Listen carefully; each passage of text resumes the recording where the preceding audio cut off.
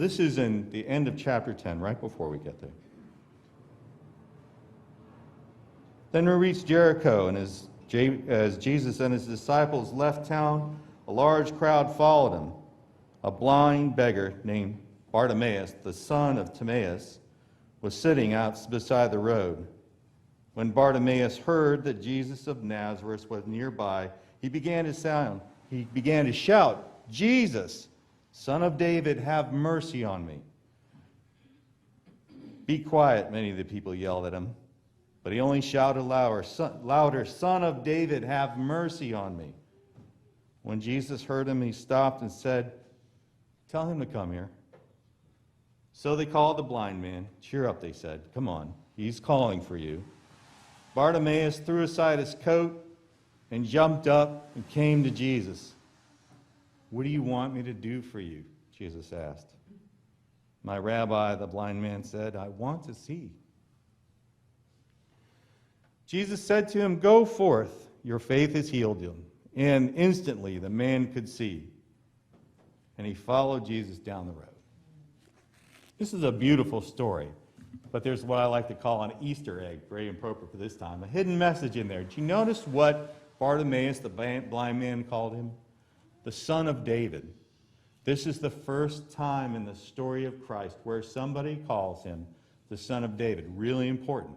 If he's the Son of David and David's not here anymore, he is the heir to the throne of Israel, which would make him a king.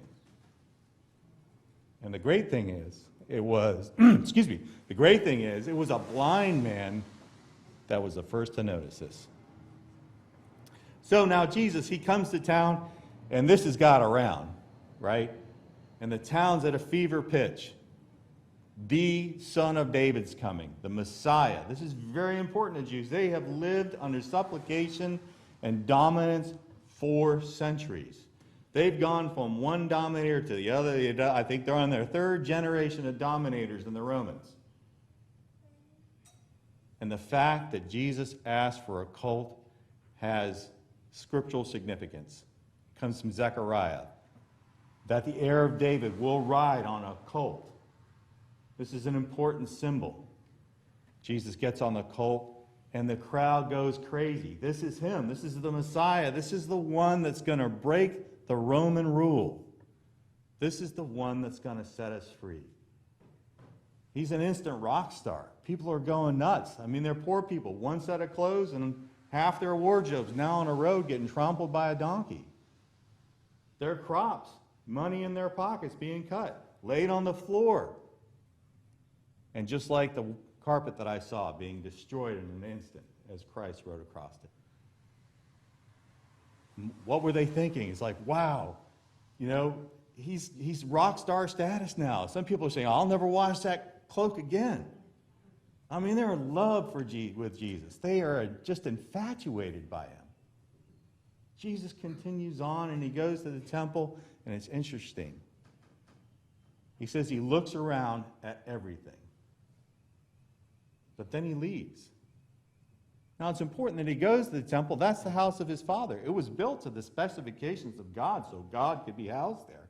He goes to visit his father. But it's interesting. He goes back to Bethany. It's like, I'm going to go back to Bethany. That's where all the praise is. I believe he left because there was no praise going on in the temple. We see in the next chapter what was going on there. People had turned the place of eternal and nonstop prayer into a house of sale.